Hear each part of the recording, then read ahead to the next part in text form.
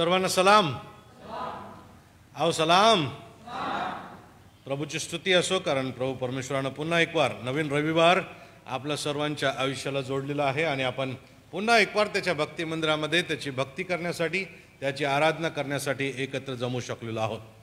मागील आठवडा किंवा त्यापेक्षाही थोडं जास्त कालावधी आम्ही प्रवासात होतो आणि पुण्याला स्टोरी टेलिंगचा अतिशय सुंदर वर्कशॉप झाला वडगाव शेरी नॅझरीन चर्चमध्ये आणि जवळपास 40 लोक त्या ठिकाणी त्यामध्ये सहभागी झाले आणि 15 वर्षाच्या जवळपासचे जे तरुण होते ते बरेच त्या ठिकाणी होते. अतिशय आशीर्वादाचा हा वर्कशॉप झाला. मागच्या रविवारी त्यांच्या भक्ती मंदिरामध्ये देवाच्या वचनाची सेवा करण्याची संधी मिळाली.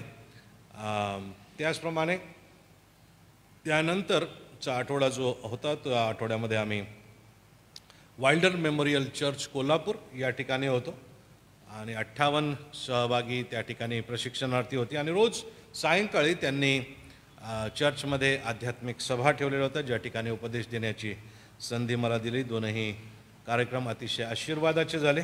त्यासाठी आम्ही देवाची स्तुती करतो, त्याच्या नावाला धन्यवाद देतो. 17 तारखेला समुद्री पाळक साहेबांची जी मंडळी आहे, बोरपाडळे या ठिकाणची मंडळी, त्या ठिकाणी समुद्री पाळक साहेबांच्या घरी भेट देण्याचा प्रसंग मिळाला. सुंदर पुरणपोळी आणि त्यांचं विशेष त्या ठिकाणचं जेवण खाण्याची आम्हाला संधी मिळाली. चांगला पाहुणचार आमचा त्यांनी केला आणि देवाच्या वचनाची सेवा त्यांच्या मंडळीमध्ये सुद्धा करण्याची संधी मिळाली. तर त्यासाठी देवाची स्तुती असो, त्याच्या नावाला धन्यवाद असो. आम्ही परत येत असताना आम्हाला अल्फा ओमेगा ख्रिश्चन महासंघ याचे जे फाउंडर चेअरमन आहेत सन्माननीय आशिष दादा शिंदे यांची भेट घेता आली. त्यांच्या पायाला थोडी दुखापत झालेली आहे, त्यांच्यासाठी प्रार्थना करता आली. त्यांचं जे राष्ट्रव्यापी काम आहे त्या कामाबद्दल माहिती घेता आली आणि मी त्यांना कधी भेटलो नव्हतो. व्यक्तिशः भेटण्याची माझी आणि त्यांची पहिलीच वेळ ही होती. सुंदर स्वागत आमचं त्यांनी केलं आणि आपण त्यांच्यासाठी, त्यांच्या कामासाठी सुद्धा येत्या दिवसामध्ये प्रार्थनेमध्ये आठवण ठेवूया. आपण सर्वजण आम्ही जेव्हा बाहेर असतो तेव्हा आमच्यासाठी प्रार्थना करता. त्याचा अर्थ असा नाही की इथं असतो तेव्हा तुम्ही प्रार्थना करत नाही आमच्यासाठी, परंतु तुमच्या सर्वांच्या प्रार्थनेसाठी मी आपल्या मनापासून आभारी आहे. 5000 लोकांना जीव घालणे हा जो वृत्तांत आहे, हा वृत्तांत आपण अनेक वेळेस वाचलेला आहे आणि अनेक संदेशसुद्धा त्याच्यावरती आपण ऐकलेले आहेत. आज ह्या शास्त्रभागाकडं एका वेगळ्या दृष्टिकोनातून आपण बघण्याचा प्रयत्न करू. तो दृष्टिकोन आहे येशूकडे येणाऱ्या लोक जे आहेत त्या लोकांबद्दल येशू काय विचार करतो आणि येशूची त्या लोकांबद्दल तुम्ही आणि मी काय विचार करावं अशी इच्छा आहे, या दृष्टिकोनातून आपण बघणार आहे. दुसऱ्या शब्दात जर सांगायचं तर येशूच्या सामर्थ्याच्या नजरेतून आम्ही जगाकडे बघावं, ही देवाची जी इच्छा आहे त्या इच्छेवर लक्ष केंद्रित करून आपण ह्या शास्त्रभागाकडे बघूया. ठिकाण सांगितलेलं आहे, लोकेशन सांगितलेलं आहे. गालिलामध्ये तिबिरिया समुद्राच्या पलीकडे प्रभू येशू ख्रिस्त गेलेला आहे. मोठा लोकसमुदाय त्याच्या मागोमाग चाललेला आहे. आता हा जो लोकसमुदाय आहे हा नंतर जरी आपण बघतो की त्या ठिकाणी सुमारे 5000 पुरुष असं म्हटलेलं आहे 10व्या वचनामध्ये, परंतु जर लक्षात घेतलं तर स्त्रिया आणि लेकरं हे त्यापेक्षा वेगळे होते. त्या ठिकाणी काही स्त्रियासुद्धा होत्या आणि लेकरंसुद्धा होते. आणि जे टीकाकार आहेत, भाष्यकार आहेत, देवाच्या वचनाचा अभ्यास करणारे आहेत, त्यांचं असं म्हणणं होतं की 15 ते 20 हजार लोक त्या ठिकाणी असावे. तर जरी 5000 पुरुषांमुळं 5000 जीव घालणं असं शीर्षक आपल्याला पवित्र शास्त्रांमध्ये दिसतं, 3-4 शुभवर्तमानामध्ये आपण याचा अभ्यास केल्यानंतर आमच्या लक्षामध्ये येतं की त्या ठिकाणी फक्त पुरुष नव्हते, स्त्रिया आणि लेकरंसुद्धा होते. आणि म्हणून हा लोकसमुदाय साधारणतः 15 ते 20 हजार लोकांचा आहे. आता हा सगळा लोकसमुदाय प्रभू येशू ख्रिस्ताच्या मागे जात आहे, प्रभू येशू ख्रिस्ताकडे जात आहे, कारण दुसरं वचन सांगतं की जी चिन्हे लोकांसाठी प्रभू येशू ख्रिस्त करत होता ती त्यांनी पाहिलेली असल्यामुळं लोक प्रभू येशू ख्रिस्ताकडे जात आहेत. प्रभू येशू ख्रिस्ताचं सामर्थ्य त्यांना साक्षात बघायला मिळाल्यामुळं ते प्रभू येशू ख्रिस्ताकडे जात आहेत. प्रभू येशू ख्रिस्ताच्या सामर्थ्याचा अनुभव लोकांना आल्यामुळं ते प्रभू येशू ख्रिस्ताकडे जात आहेत. आणि मग येशू डोंगरावरती बसला, शिष्यांना घेऊन बसला आणि दृष्टीवर करून तो त्या लोकांकडे बघत आहे, आपल्याकडे येणाऱ्या. आणि फिलिप नावाच्या त्याच्या शिष्याला तो म्हणतो, यांना खायला आपण भाकरी कुठून विकत आणाव्या? यांना खायला भाकरी आपण कुठून विकत आणाव्यात हा प्रश्न फिलिपाला त्यानं केलेला आहे. 6वं वचन जर आपण लक्षामध्ये घेतलं तर त्या ठिकाणी असं म्हटलं आहे, हे तर त्याने त्याची परीक्षा पाहण्याकरता म्हटले, कारण आपण काय करणार आहोत हे त्याला ठाऊक होते. येशूला आधीच माहीत होतं तो काय करणार आहे. त्या लोकांना जेवण कुठून देणार आहे हे येशूला आधीच माहीत होतं. त्या लोकांना भूक लागेल हे येशूला आधीच माहीत होतं. ते जवळपास 20,000 लोक आहेत हे येशूला माहीत होतं. कशा रीतीनं त्यांची भूक भागविली जाणार आहे हे येशूला माहीत होतं. त्या ठिकाणी कोणाजवळ भाकरी आहेत हे येशूला माहीत होतं. किती भाकरी किती मासे हे येशूला माहीत आहे.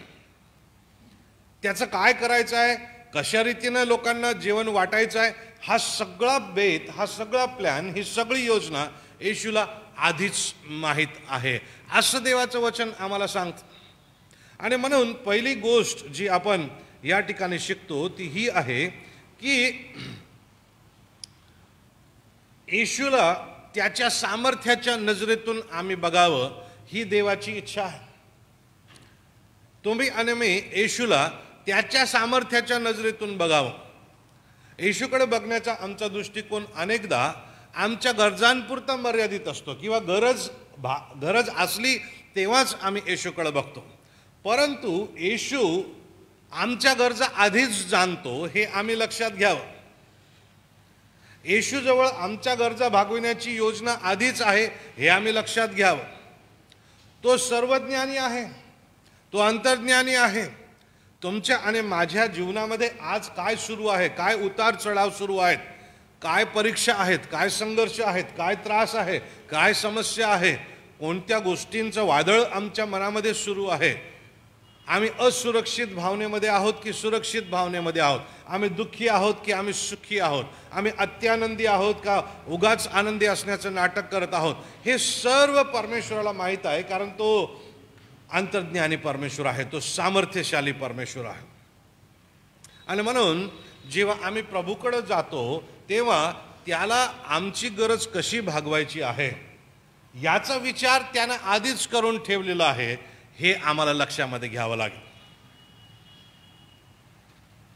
आम्हाला अनेकदा असं वाटतं की येशूला सांगायची गरज आहे, आता माझी अशी गरज आहे. नाही, येशूला ऑलरेडी माहीत आहे तुमची गरज काय आहे. देवाचं वचन असं म्हणतं, देव त्याच्या दासास लागेल ते झोपेतही देतो. त्याचा अर्थ काय, त्याला ऑलरेडी माहीत आहे. त्याच्यापासून लपलेलं असं काहीही नाही प्रियानो. आणि म्हणून त्याची पहिली इच्छा जी तुमच्या आणि माझ्यासाठी आहे ती ही आहे की तुम्ही आणि मी त्याला त्याच्या सामर्थ्याच्या दृष्टिकोनातून ओळखावं. त्याच्या ठाई असणाऱ्या सामर्थ्याच्या दृष्टीने आम्ही येशूला आधी ओळखावं. येशूला जर त्याच्या सामर्थ्याच्या दृष्टीने आम्ही ओळखत नाही तर मग कधी कधी आम्ही त्याला एखाद्या दुकानदारासारखं बघूया, कधी कधी त्याच्याकडं एखाद्या दवाखान्यासारखं किंवा एखाद्या डॉक्टरसारखं आम्ही बघू. डॉक्टरकडे कधी जातो आपण, आजारी पडल्यावरच जातो. दुकानामध्ये कधी जातो, एखादी गोष्ट घरातली संपल्यावरच जातो. तसं नव्हे तर त्याला आमच्या बाबत आम्ही तिथे पोहोचण्याआधी माहीत आहे. तो सामर्थ्यशाली आहे, तो अंतर्ज्ञानी आहे, त्याला कुठल्या गोष्टीची उणीव नाही, त्याला सर्व काही माहीत आहे. या दृष्टिकोनातून आम्हाला येशूला बघावं लागेल, येशूबद्दल शिकावं लागेल. आमेन. त्याला सगळं माहीत आहे. तुमच्या डोक्यात आता सध्या काय सुरू आहे त्याला माहीत आहे. कोणाला परीक्षेच्या रिझल्टबद्दल काळजी आहे त्याला माहीत आहे. आपले लेकरं दूर कसे आहेत त्याचे विचार चालू आहे ते प्रभूला माहीत आहे. महिना संपत आलेला आहे, पैसे संपत आलेले आहेत हे देवबापाला माहीत आहे. घरामध्ये कुठल्या अडचणी आहेत हे देवबापाला माहीत आहे. त्याला माहीत नाही असं काहीही नाही प्रियानो, कोणतीच गोष्ट नाही. आणि म्हणून येशूकडं बघण्याचा आमचा दृष्टिकोन, येशूकडं बघत असताना आम्ही हा विचार करावा की येशूला माझ्याबद्दल अंतर्बाह्य सर्व माहिती आहे. आनंद वाटतो का हे ऐकून? हे समजून घेऊन आनंद वाटतो का? त्याला सगळं माहीत आहे, पण त्याच्याकडे बघण्याचा आमचा दृष्टिकोन आम्ही बदलावा ही त्याची इच्छा आहे. त्याला त्याच्या सामर्थ्याच्या दृष्टिकोनातून आम्ही बघावं ही प्रभू परमेश्वराची इच्छा आहे. त्याला नुसतं त्याच्या सामर्थ्याच्या दृष्टिकोनातून आम्ही बघावं एवढंच नाही, तर दुसरी गोष्ट जी त्याची इच्छा आहे ती ही आहे की त्याच्याजवळ आमच्यासाठी आणि आमच्या गरजा भागवण्यासाठी योजना आधीच तयार आहे हे सुद्धा आम्ही समजून घ्यावं हे त्याची इच्छा आहे. त्याच्याजवळ आमच्या गरजा भागवण्याचा बेत, आमच्या गरजा भागवण्याचा प्लॅन, आमच्या गरजा भागवण्याची योजना त्याच्याजवळ आधीच तयार आहे हे आम्ही समजून घ्यावं. त्याला नुसतं माहिती नाही, तो नुसता माहिती ठेवणारा असा गुगल नाही आहे तो, जिथं कोणतीही गोष्ट टाका तुम्हाला त्याची माहिती मिळते, नाही. परंतु तुमची आणि माझी गरज त्याची लेकरं या नात्यानं किंवा त्याची निर्मिती या नात्यानं कशी भागवायची आहे याची योजना त्याच्याकडं आधीच आहे. आज तुम्ही दुःखी आहे का? तुम्हाला हसवायचं कसं त्याची योजना त्याच्याजवळ आहे. आज तुम्ही गरजेमध्ये आहात का? तुमची गरज भागवायची कशी याची योजना त्याच्याजवळ आहे. आज तुम्ही कर्जात आहात का? तुमचं कर्ज नील कसं करायचं याची योजना त्याच्याजवळ आहे. आज तुम्ही भविष्याचा विचार करत आहात का? तुमचं भविष्य कसं घडेल, कसं रचलं जाईल ह्याच्याबद्दल तुम्ही प्रश्नात आहात का? मला तुम्हाला सांगू द्या, परमेश्वराजवळ योजना आहे. तुम्हाला लेकरं आहेत, त्या लेकरांची लग्न कशी होतील, ती प्रस्थापित कशी होतील, ती पुढं मोठे कशी होतील, त्यांची भविष्य कशी उज्ज्वल होतील याबद्दल तुमच्या मनात विचार सुरू आहेत का? मला तुम्हाला सांगू द्या, त्या सर्व प्रश्नांची उत्तरं परमेश्वराजवळ तर आहेतच आहेत, परंतु त्याबद्दल योजना सुद्धा प्रभू परमेश्वराजवळ आहे. कधी कधी तो तुम्हाला आणि मला तपासेल, कधी कधी तुमची आणि माझी तो परीक्षा बघेल. तुम्ही आणि मी कसे वागतो, कसे बोलतो, येशूला काय म्हणून ओळखतो, येशूचं सामर्थ्य आम्ही जाणून घेतलेलं आहे की नाही, येशू आमच्या गरजा आधीच भागवण्यास समर्थ आहे, त्याच्याजवळ योजना आहे, बेत आहे, प्लॅन आहे हे आम्हाला माहीत आहे की नाही, हे कधी कधी तो तपासेल. आणि मग त्या तपासणीच्या कारणास्तव तो तुमच्या आणि माझ्या जीवनामध्ये काही गोष्टी घडू देतो, काही बाबी घडू देतो, काही घटना आमच्या जीवनामध्ये तो घडू देतो, जेणेकरून तुम्हाला आणि मला तपासता यावं. आणि ह्या ठिकाणी तिसरी गोष्ट तो फिलिपासंती तेच करत आहे, ते तुम्ही आणि मी लक्षात घेणं गरजेचं आहे. तो तुम्हाला आणि मला तपासेल, तो तुमची आणि माझी परीक्षा घेईल, तो तुम्हाला आणि मला चाचपडून बघेल, त्यासाठी तो तुम्हाला आणि मला बोलेल, त्यासाठी तुमच्या आणि माझ्यासमोर तो प्रश्न ठेवेल, त्यासाठी तुमची आणि माझे विचार कसे आहेत हे तपासून तो बघेल. आणि त्याकरता कधी कधी तो आमच्या जीवनामध्ये काही घटना घडू देतो, काही प्रश्न येऊ देतो. ती तिसरी बाब आपण शिकत आहोत. पहिली गोष्ट, त्याला त्याच्या सामर्थ्याच्या दृष्टिकोनातून आम्ही समजून घ्यावं ही त्याची इच्छा आहे. दुसरी गोष्ट, त्याच्याजवळ तुमच्या आणि माझ्या गरजा भागवण्याची सगळी तयारी आधीच आहे हे तुम्ही समजून घ्यावं ही त्याची इच्छा आहे. तिसरी गोष्ट, तो तुमचा आणि माझा त्याच्याबद्दलचा असणारा समज, तुमची आणि माझी त्याच्याबद्दलची असणारी समज तपासून बघण्यासाठी तुमची परीक्षा घेईल, हे तुम्ही आणि मी समजून घ्यावं त्याचे शिष्य या नात्यानं ही त्याची इच्छा आहे. तुम्ही म्हणाल कसं? पवित्र शास्त्रामध्ये अनेक उदाहरणं आहेत, परंतु ह्या ठिकाणी अतिशय स्पष्टरित्या सांगितलेलं आहे. फिलिपाला त्यानं हा प्रश्न केला, ह्यांना खायला आपण भाकरी कुठून विकत आणाव्यात? फिलिपाचं उत्तर हे असं असायला पाहिजे होतं, प्रभू तूच आमचा गुरुजी आहे, तू सांग भाकरी कुठून विकत आणायच्या. किंवा त्याने म्हणायला पाहिजे होतं, तुझ्याजवळ काय प्लॅन आहे प्रभू, तुझं काय म्हणणं आहे प्रभू. परंतु फिलिपराव, मला येशूनं प्रश्न विचारला, मी महत्त्वाचा आहे, त्यानं त्याचं डोकं त्या ठिकाणी लावलेलं आहे. त्याच्या परीक्षेला त्यानं येशूच्या सामर्थ्याच्या नजरेतून उत्तर दिलेलं नाही, त्याच्या परीक्षेला त्यानं त्याच्या भौतिकवादातून उत्तर दिलेलं आहे, त्याच्या जगिकतेतून उत्तर दिलेलं आहे, त्याच्या मानव असण्याच्या स्वभावातून त्यानं उत्तर दिलेलं आहे. फिलिप काय म्हणतो माहित आहे? वचन 7 असं म्हणतं, ह्यांच्यातील एकेकाने थोडे थोडे घेतले तरी 200 रुपयाच्या भाकरी पुरणार नाही. त्याने लगेच गणित केलं ताबडतोब. तुम्हाला आणि मला आर्थिक दृष्टिकोनातून प्रत्येक गोष्टीकडे बघायला आवडतं नाही का? कारण आम्हाला आमचं घर चालवायचं असतं, आमचं कुटुंब चालवायचं असतं, आम्हाला आमचा प्रपंच चालवायचा असतो आणि पैसा महत्त्वाचा आहे, आकडेवारी महत्त्वाची आहे. आम्ही लगेच पैशांमध्ये मोजणी करायला लागतो की इतका पैसा लागेल, इतका पैसा असला तर हे काम जमेल, तितका पैसा असला तर इतकं काम जमेल, अन्यथा जमणार नाही. आम्ही जगिक दृष्टिकोनातून विचार करतो. फिलिपानं जगिक दृष्टिकोनातून विचार केलेला आहे. करतो की नाही आपण असा विचार? का हो थोडासा दशांश वाढवला तर चालेल का? अरे मग इकडं कमी पडेल, इकडं कमी पडेल, आपण लगेच गणित करायला लागतो नाही का? अहो दशांश वाढवला तर चालवलं का? अरे नको नको, लोकांना आपलं खरं उत्पन्न लक्षात येईल लगेच नाही का? अहो दशांश वाढवला तर चालेल का? नाही मग ते लेकरांच्या फीस कशा काय द्यायच्या, आम्ही लगेच गणित करायला लागतो, आकडेवारी करायला लागतो. किंवा दुसरे कोणते प्रश्न असतील तर आम्ही आमच्या जगिक दृष्टिकोनातून लगेच विचार करायला लागतो. फिलिपाने येशूचा शिष्य जरी तो होता, येशूच्या संगती आतापर्यंत जरी राहिलेला होता, त्या लोकांसारखंच त्याने येशूचे चिन्ह चमत्कार जरी बघितलेले होते तरी अजून त्याचे डोळे उघडणं गरजेचं होतं, त्याची बुद्धी जागेवर आणणं गरजेचं होतं, त्याला येशूची अजून जवळून ओळख होणं गरजेचं होतं. आणि म्हणून प्रभू येशू ख्रिस्तानं त्याची परीक्षा घेतलेली आहे.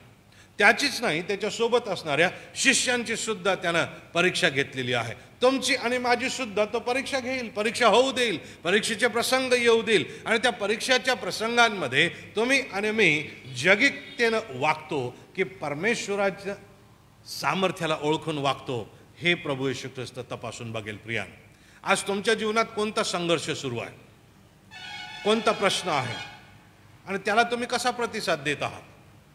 प्रभूच्या इच्छेला समोर ठेवून प्रतिसाद देत आहात का पैशात मोजून प्रतिसाद देत आहात? आज तुम्ही कोणते निर्णय घेण्याच्या उंबरठ्यावरती आहात? देवाच्या राज्यामध्ये जीवन जगत असताना तुम्हाला आणि मला जीवनामध्ये वेगळ्या वेगळ्या प्रकारचे निर्णय घ्यावे लागतात.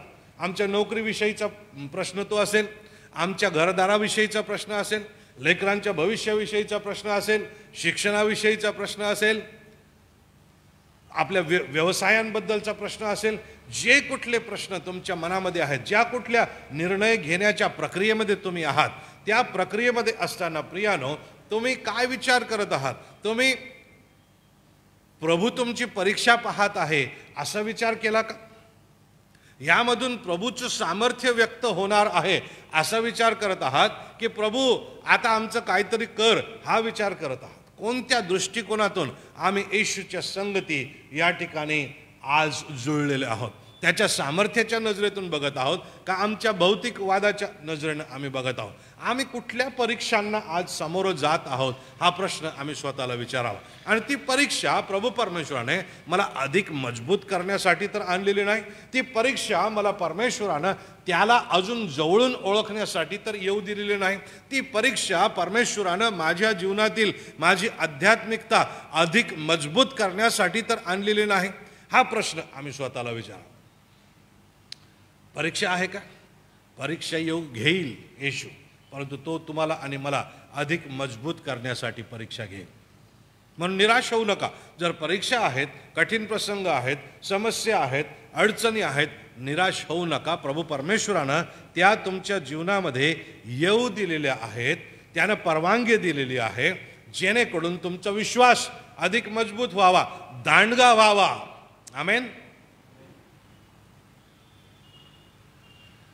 त्यांचा एक सोबती होता, फिलिपाचा सोबती आहे. कोण आहे हा? आंद्रिया, म्हणजे शिमोनाचा भाऊ, पेत्राचा भाऊ. तो त्या ठिकाणी होता. तो म्हणतो, इथे लहान मुलगा आहे, त्याच्याजवळ जवळच्या 5 भाकरी आणि 2 मासळे आहेत, परंतु त्या इतक्यांना कशा पुरणार? त्याचंही गणित या ठिकाणी गणितच सुरू आहे. 5 भाकरी आहे, 2 मासे आहेत, इतक्यांना कसे काय पुरतील? तोही भौतिक दृष्टिकोनातून त्याचा विचार करत आहे. प्रभू परमेश्वरानं परीक्षा जाणीवपूर्वकरित्या त्यांच्यावरती आणलेली आहे. का? कारण त्याला माहीत होतं तो काय करणार आहे. तुमच्या जीवनात परीक्षा जर त्यानं येऊ दिलेली आहे तर त्याला माहीत आहे तो आता काय करणार आहे. म्हणून निश्चिंत असा त्याला परीक्षेचं उत्तर देऊ द्या. तुम्ही त्याला विचारा की प्रभू तू या परीक्षेचं उत्तर कसं देऊ इच्छितोस.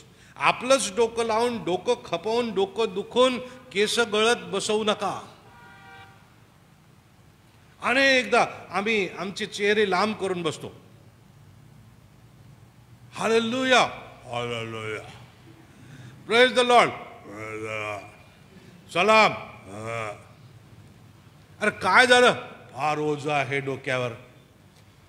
असू दे, प्रभू परमेश्वर ते ओझं वाहण्यास समर्थ आहे. प्रभूच्या नजरेनं त्या परीक्षेकडे बघूया.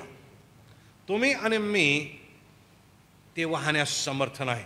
तुम्हाला आणि मला प्रभूची गरज आहे आणि प्रभूला माहीत आहे ती गरज कशी भागवायची.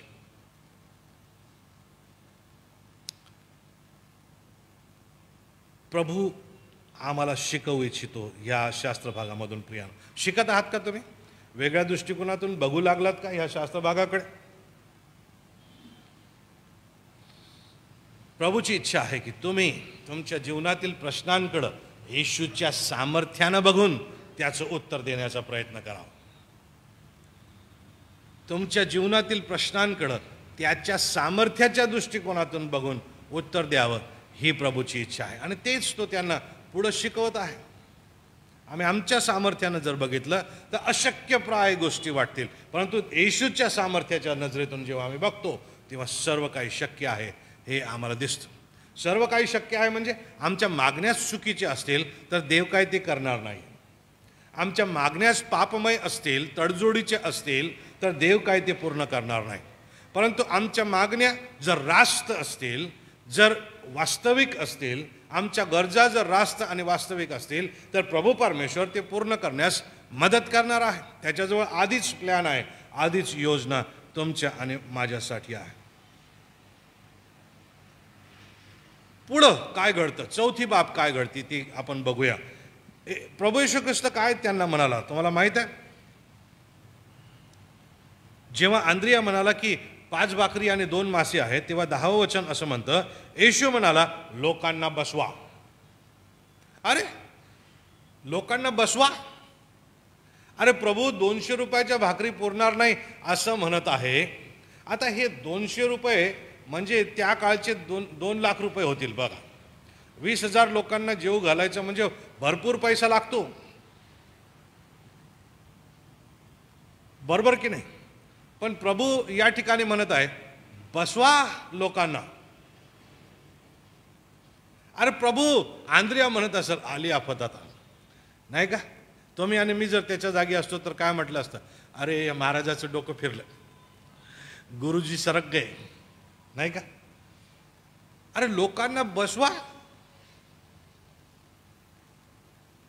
इतर शास्त्र भागांमध्ये जिथं हा वृत्तांत आहे त्या ठिकाणी असं म्हटलेलं आहे, त्याने शिष्यांना म्हटले लोकांना 50-50च्या पंक्तीत बसवा. काल मी याच्यावरती एक संदेश ऐकत होतो आणि संदेशवाहक म्हणत होते की देव व्यवस्थेचा देव आहे.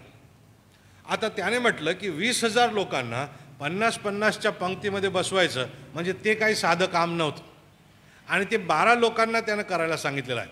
12 लोकांना तो म्हणतो लोकांना 50-50च्या पंक्तीत बसवा. आता ते 50-50 लोक वेगळे करायचे त्या 20,000मधून आणि त्यांना म्हणायचं आता तुम्ही पंक्तीत बसा. या ठिकाणी म्हटलेलं आहे त्या ठिकाणी गवत होतं, त्या गवतावरती ते लोक बसले.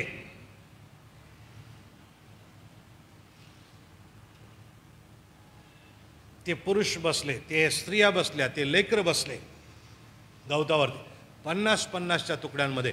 देवाची इच्छा होती की त्याला जो चमत्कार करायचा आहे तो चमत्कार या ठिकाणी व्यवस्थेच्या अंतर्गत व्हावा. ऑर्डर त्या ठिकाणी आहे, योग्य व्यवस्था त्यानं तिथं केलेली आहे. आपणही बसतो नाही का, व्यवस्थित बसतो ना जेवत असताना. तसं व्यवस्थेचा देव आहे, त्या व्यवस्थेच्या देवानं त्यांची आता या ठिकाणी व्यवस्था केलेली आहे. प्रभू म्हणतो त्यांना बसवा. जेवण कुठं आहे? शिष्यांनी अजून बघितलेलं नाही. प्रार्थना अजून इथं केलेली नाही. जेवण अजून डोळ्यांनी दिसत नाही. देव म्हणतो लोकांना बसवा. येशू म्हणतो लोकांना बसवा. काय शिकवत आहेत? येशूच्या सामर्थ्याच्या नजरेनं अन्नाकडे बघा. येशूच्या सामर्थ्याच्या नजरेनं लोकांकडे बघा. येशूच्या सामर्थ्याच्या नजरेनं लोकांच्या गरजांकडे बघा. हे देव शिकवत आहे. अनेकदा तुम्हाला आणि मला आमच्या समोर गरजू येतील. स्वतःच्या खिशाच्या नजरेनं त्यांच्या गरजांकडे बघू नका. येशूच्या सामर्थ्याच्या नजरेनं त्यांच्या गरजांकडे बघा. बघायला शिका. प्रभू परमेश्वर तुम्हाला आशीर्वादित केल्याशिवाय राहणारच नाही. प्रभू काय सांगतो त्या गरजांप्रती हे ऐका. हे ऐकायला तयार असा. या ठिकाणी काय सुरू आहे? या ठिकाणी प्रभू या शिष्यांना आज्ञा पालन करायला लावत आहे. आणि मला अतिशय आनंद वाटतो की ह्या ठिकाणी शिष्यांनी त्याला उलट प्रश्न केलेला नाही. या ठिकाणी शिष्याने अरे येशू तुला सांगितलं ऑलरेडी 2 लाख रुपयाच्या भाकरीसुद्धा इथं पुरणार नाहीत बाबा, आणि तू काय म्हणतो लोकांना बसवा. येशूला शहाणपण शिकवायला हे निघलेले नाहीत. अनेकदा तुम्ही आणि मी आम्ही इतके ज्ञानी बनतो, आम्ही इतके हुशार आणि शहाणे बनतो की आम्ही प्रभूच्या सामर्थ्याला कमी लेखून आमची बुद्धी किती महान आहे हे दाखवण्याचा प्रयत्न करतो. परंतु प्रियानो, त्या वृत्तीतून आम्हाला बाहेर यावं लागेल. यांनी त्या ठिकाणी येशूच्या सामर्थ्याला होकार दिलेला आहे. येशूच्या आज्ञेला होकार दिलेला आहे. त्यांनी येशूने सांगितल्याप्रमाणे लोकांना बसवलेलं आहे. या ठिकाणी वचन सांगतं की ते सगळे पुरुष बसले. येशूने सांगितलं होतं लोकांना बसवा. शिष्यांनी बसवलं. ते लोक बसले. 50-50च्या पंक्तीमध्ये बसले. मग येशूने त्या भाकरी घेतल्या आणि आभार मानल्या आणि मग शिष्यांना दिल्या आणि शिष्यांनी बसलेल्यांना वाटून दिल्या. आणि तसेच मासळ्यातूनही त्यांना पाहिजे तितके दिले असं देवाच्या वचनात लिहिलेलं आहे. हॅलो, मासोळ्या कमी होत्या म्हणून माशाचे तुकडे कमी दिले असं देवाचं वचन म्हणत नाही. या ठिकाणी असं म्हणतं येशूने प्रार्थना केली, त्या भाकरी येशूच्या शिष्यांच्या हाती दिल्या आणि शिष्यांनी बसलेल्यांना वाटून दिल्या. आणि तसेच त्या मासोळ्यातूनही त्यांना पाहिजे तितके दिले. म्हणजे थोडं थोडं खा बरं, दाना दाना खा बरं, 5च भाकरी आहेत, सगळ्यांना पुरल्या पाहिजे, ह्या आदेशानं ते वाटप करत नाही आहेत. प्रभूनं जेव्हा त्याच्यावरती प्रार्थना केली, प्रभूनं जेव्हा यशोपकार स्मरण केलेलं आहे आणि शिष्यांच्या हातून दिलेलं आहे, शिष्यांनी ते वाटायचं काम केलेलं आहे. आणि काय घडलेलं आहे? ते शिष्य वाटू लागले. ते शिष्य वाटायला लागले. ते भाकर वाढायचे आणि भाकर संपत नसे. ते दुसऱ्याला भाकर वाढायचे आणि भाकर संपत नव्हती. ते तिसऱ्याला भाकर वाढायचे, भाकर संपत नव्हते. पण पहिल्या 50ला भाकर आणि मासळी पाहिजे तितकी देऊन झाली, पण त्यांच्या हातातलं संपत नाही आहे. आमेन. त्यांच्या हातातलं संपत नाही आहे. कारण काय? त्यांनी आज्ञापालन करायचं ठरवलेलं आहे. कारण काय? प्रभू परमेश्वरानं त्या पद्धतीनं पुरवठा करायचं ठरवलेलं आहे. या ठिकाणी आम्हाला जुन्या करारातील अलिशा आणि त्या विधवेची आठवण येते. ती विधवा अलिशाकडे गेली आणि म्हटली की माझे 2 लेकरं सावकार आता घेऊन जाणार आहे, कारण माझा नवरा जो तुझा शिष्य होता तो मरून गेला, परंतु त्यानं आधी कर्ज करून ठेवलं होतं. अलिशा म्हणाला काय तुझ्याजवळ? म्हटली थोडंसं तेल. म्हटली घरातले सगळे भांडे भर, आजूबाजूच्यांकडून भांडे मागून आण आणि त्याच्यामध्ये ते तेल ओतत जा. ते तेल ओतायची, भांडं सरकवायची, तेल ओतायची, भांडं सरकवायची, तेल ओतायची, भांडं सरकवायची. ते तेल तोपर्यंत थांबलं नाही जोपर्यंत भांडे भरले नाहीत. या ठिकाणी सुद्धा त्या भाकरी तोपर्यंत थांबलेल्या नाहीत वाढायच्या जोपर्यंत लोक खाऊन तृप्त झालेले नाहीत. आमेन. जर त्या 20,000 लोकांना प्रभू परमेश्वर यथेच्छ खाऊ घालू शकतो, पोटभर खाऊ घालू शकतो, तर तुमच्या आणि माझ्या जीवनामधल्या ज्या गरजा आहेत त्या गरजा भागवण्यास तोच देव आजही समर्थ आहे प्रियानो. आणि म्हणून आम्ही आमच्या जीवनामध्ये आज्ञापालन करायला शिकावं. येशूसारखा विचार करून काही विशिष्ट गोष्टींचं आज्ञापालन तुम्ही करा. आम्ही आज्ञापालन करावं. आम्हाला उणीव पडणार नाही, आम्हाला कमी पडणार नाही. आमेन आमेन. या ठिकाणी लोकांना कमी पडलेलं नाही. अजून एक महत्त्वाची गोष्ट, जी इच्छा आहे प्रभूची ती या ठिकाणी व्यक्त केलेली आहे, तिकडे आपण लक्ष देऊया. 12वं वचन असं म्हणतं, ते तृप्त झाल्यावर, लक्षात द्या शब्दरचनेकडे लक्ष द्या. 11व्या वचनामध्ये असं म्हटलेलं आहे, मासळ्यातूनही त्यांना पाहिजे तितकं दिलं. मग भाकरी काय कमी दिल्या होत्या का? नाही, भाकरी पण पोटभर दिलेल्या आहेत, मासळी पण पोटभर दिलेली आहे. दुसरी गोष्ट 12व्या वचनामध्ये असं म्हटलेलं आहे, ते तृप्त झाले. तृप्त झाले म्हणजे त्यांचं पोट गच्च भरलं. आता कोणता कोपरा बाकी राहिलेला नाही, अगदी वरपर्यंत पोतं हलवून हलवून भरलेलं आहे. आमच्याकडं आमच्या घरी एक मुलगा राहत असे, ख्रिस्ती, आणि आमच्या वडिलांचं जेवण खाऊ घालणं म्हणजे फार जबरदस्त होतं. ते भरपूर खाऊ घालायचे घरी आलेल्या व्यक्तीला. आणि मग जेवत असताना एका विशिष्ट वेळेनंतर हा मुलगा असं करायचा, असं करायचं. बसल्या बसल्या जेवण सुरू, पण तो असं करायचा. आणि मग माझे वडील म्हणायचे, हां याचं पोतं भरलं आता याचं पोतं भरलं आता, हा हलवत आहे आणि हलवून हलवून जेवण आतमध्ये बस. यांचं अगदी पोतं हलवून हलवून गच्च बसेपर्यंत प्रभू परमेश्वरानं त्यांना खाऊ घातलेला आहे, तृप्त झालेले आहेत, यथेच्छ खाऊ घातलेला आहे. मग तो शिष्यांना सांगतो, आता उरलेले तुकडे फुकट जाऊ नये म्हणून गोळा करा, व्यर्थ होऊ नये म्हणून गोळा करा. पुरून उरेल एवढं प्रभू परमेश्वरानं त्या ठिकाणी पुरवलेलं आहे. आमेन. परंतु त्याला शिष्यांना काय शिकवायचं आहे? शिष्यांना त्याला हे शिकवायचं आहे की तुम्ही माझ्यासारखा विचार जेव्हा करता, तुम्ही माझ्या सामर्थ्याच्या नजरेनं जेव्हा जगाकडं आणि जगाच्या गरजांकडे बघता आणि त्यांना आज्ञापालन करून मी जसं वाटायला सांगतो तसं वाटता, तेव्हा तुमची काळजी घेतल्या जाईल, तुमची सुद्धा काळजी घेतल्या जाईल. प्रभू त्यांना हे शिकवत आहे. फिलिप, आंद्रिया, शिमोन, पेत्र आणि हे जे सगळे शिष्य आहेत त्यांना शिकवत आहे. किती टोपल्या उरल्या? किती शिष्य होते? 12 शिष्य आहे. 12 शिष्यांसाठी 12 टोपल्या त्या ठिकाणी उरलेल्या आहेत. ते सुद्धा यथेच्छ खाऊ शकतील, ते सुद्धा त्या अन्नानं तृप्त होतील, अशी व्यवस्था प्रभूनं केलेली आहे. पण कधी? जेव्हा यांनी आज्ञापालन केलं तेव्हा. त्या परीक्षेतून जाण्यास हे तयार झालेले आहेत, त्या परीक्षेला त्यांनी होकार दिलेला आहे. ठीक आहे प्रभू, तू आता असं म्हणतोस ना, आम्ही तसं करतो. तू लोकांना बसवायला म्हणतो, बसवतो. तू लोकांना भाकरी वाटायला सांगतो, वाटतो. तू लोकांना मासोळ्या वाटायला सांगतो, वाटतो. पाहिजे तेवढं द्यायला सांगतो, पाहिजे तेवढं देतो. आणि मग त्या शिष्यांचं काय? त्या शिष्यांना सुद्धा पुरून उरेल असं अन्न प्रभू परमेश्वरानं त्या ठिकाणी दिलेलं आहे.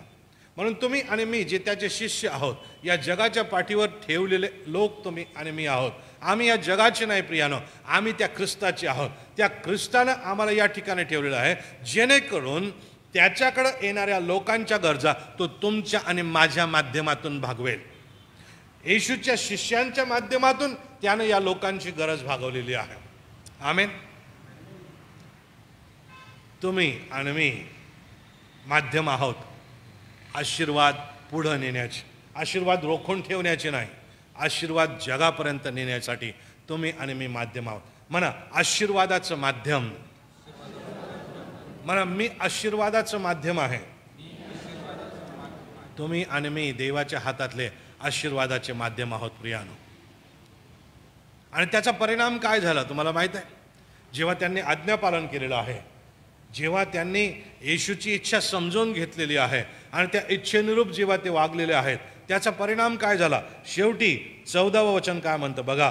तेव्हा येशूने केलेले चिन्ह पाहून ती माणसे म्हणू लागली, जगात जो संदेष्टा येणार आहे तो खरोखर हाच होय. जेव्हा तुम्ही आणि मी आमच्या परीक्षांमध्ये परमेश्वराच्या आज्ञेचं पालन करतो, तेव्हा जगाला येशूची ओळख झाल्याशिवाय राहत नाही. आणि तीच देवाची इच्छा आहे की तुम्ही आणि मी देवाचं असं आज्ञा पालन करणारे लोक बनावे, देवाची अशी इच्छापूर्ती करणारे लोक बनावेत की आमच्या त्या इच्छापूर्ती करण्याद्वारे देवाचं सामर्थ्य लोकांना कळेल, देवाची ओळख लोकांना होईल, प्रभू येशूची ओळख लोकांना होईल. या ठिकाणी तेच घडलेलं आहे. जेव्हा यांनी आज्ञापालन केलेलं आहे, जेव्हा यांनी यांच्या परीक्षेचा पेपर चांगला लिहिलेला आहे, परीक्षेत हे जेव्हा पास झालेले आहेत, तेव्हा जगाला कळलेलं आहे की येशू कोणी साधा सुद्धा नाही, जो संदेष्टा येणार आहे तो हाच आहे, जो मसीहा येणार आहे तो हाच आहे, जगाचं तारण करणारा हाच आहे. तुमची इच्छा आहे का की तुमच्याद्वारे देव गौरविला जावा म्हणून? तुमची इच्छा आहे का की तुमच्याद्वारे देव गाजवेला जावा म्हणून? तुमची इच्छा आहे का की तुमच्याद्वारे येशूची कीर्ती जगाला समजावी म्हणून आणि लोकांनी येशूला मान्य करावं म्हणून? त्याचं उत्तर तुम्ही आणि मी येशूकडे कसं बघतो ह्याच्यामध्ये आहे. त्याचं उत्तर तुम्ही आणि मी येशू सारखा विचार करतो का ह्याच्यामध्ये आहे. त्याचं उत्तर तुम्ही आणि मी येशू जेव्हा आमच्या जीवनात परीक्षा येऊ देतो तेव्हा त्या परीक्षेला येशूच्या सामर्थ्यानं तोंड आम्ही देतो का आमच्याच सामर्थ्यानं आम्ही तोंड देतो, त्याच्यामध्ये आहे. त्याचं उत्तर येशू जेव्हा आमच्यामध्ये परीक्षा आणतो तेव्हा त्या परीक्षेतून जात असताना आम्ही येशूचं आज्ञा पालन करतो की नाही ह्याच्यामध्ये आहे. त्याचं उत्तर जेव्हा तुम्ही आणि मी येशू आज्ञा करतो, आमच्याद्वारे इतरांना आशीर्वादित करू इच्छितो, तेव्हा आम्ही माध्यम बनायला तयार आहे की नाही याच्यामध्ये आहे. प्रभूची इच्छा समजून घेऊया, प्रभूचं सामर्थ्य समजून घ्या, प्रभूची इच्छा समजून घ्या. तुम्ही आणि मी आशीर्वादित झाल्याशिवाय राहणार नाही. तुमची आणि माझी जीवनं हे ख्रिस्ताचं गौरव केल्याशिवाय राहणार नाही. तुमची आणि माझी जीवनं जगाला येशूची ओळख करून दिल्याशिवाय राहणार नाही. डोळे बंद करू, मानाखाली लावू, प्रभूला प्रश्न करू, प्रभू माझं जीवन कसं आहे? मी तुझ्या सामर्थ्याच्या आधारे जीवन जगत आहे की मी माझ्याच सामर्थ्याच्या आधारे जीवन जगण्याचा प्रयत्न करत आहे? प्रभू तू सांगशील ते करण्याचा मी प्रयत्न करत आहे का माझाच हेका लावण्याचा मी प्रयत्न करत आहे? तुझ्या इच्छेनुरूप मला जगायचं आहे का माझ्याच इच्छेनुरूप मला जगायचं आहे? माझी इच्छा नव्हे प्रभू, तुझी इच्छेनुसार जगण्यास मला सहाय्य कर. प्रभूचं वचन शिकवतं जेव्हा तुम्ही प्रार्थना करता तेव्हा असं म्हणा, मागा तुम्हाला काय पाहिजे ते, परंतु शेवटी असं म्हणा, प्रभू माझी नव्हे तर तुझ्या इच्छेप्रमाणे हो. खुद्द प्रभू येशू ख्रिस्तानं ती प्रार्थना केली, प्रभू माझ्या नाही तर तुझ्या इच्छेप्रमाणे हो. आपण सर्वजण म्हणू, प्रभू तुझ्या इच्छेप्रमाणे हो. मोठ्यानं म्हणूया, प्रभू तुझ्या इच्छेप्रमाणे हो.